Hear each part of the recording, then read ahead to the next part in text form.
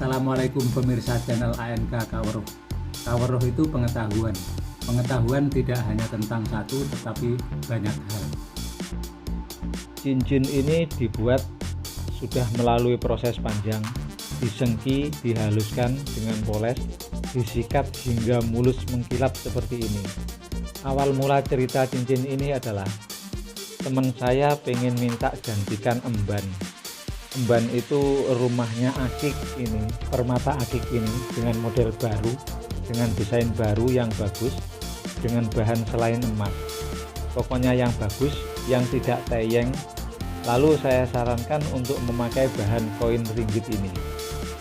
Jadi rekomendasi saya untuk teman-teman yang ingin membuat cincin cowok yang support bagi muslim, bisa mengkilap persis seperti emas kadar 20K, 21K. Ya inilah saran saya, mantap kan? Mantap, pokoknya mantap.